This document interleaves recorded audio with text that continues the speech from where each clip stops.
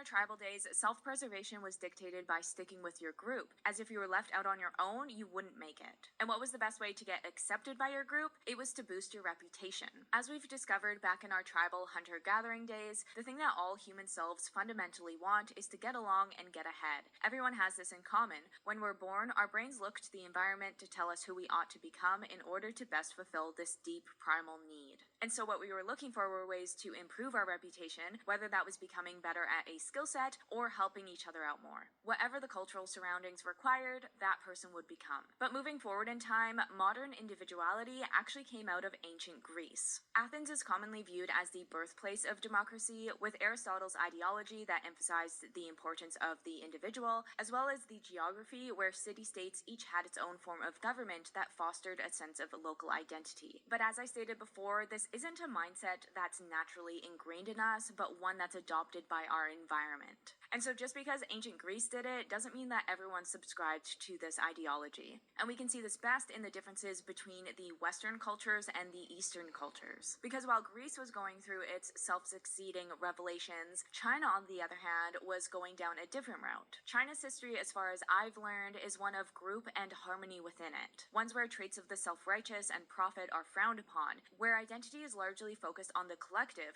compliance with authority, and the maintenance of stability. As it's written in the book Selfie, it isn't just that Easterners versus Westerners think about the world totally different. They're literally seeing a different world. We've found that if you show people pictures for 3 seconds, the Westerners will look all over its main object and only occasionally make eye movements that drift out of the context. For the Chinese, they're looking constantly back and forth between the objects and the context. This means that they're able to tell you more about relationships. The Asian self melts at the edges into the self that surrounds it, whereas the Western self tends to feel more independent and in control of its own behavior and destiny. And so with that, we see that it's not a given that the self was made to excel and surpass others in the name of self-preservation, as it's one of multiple ways to find success in your group. I include this history because I, for one, found it super interesting, but it's also a real wake-up call that we can find success outside of this way of living. Our environment plays such a big role on who we become, not to say that an individual's situation can't waver from that, but the fact is that when we're working out who we need to be to get ahead, we mimic the people who have found a path to success. And so the self-absorption of our culture is not new, and it's not isolated to Gen Z, but it's a mindset that's been adopted by our tribe.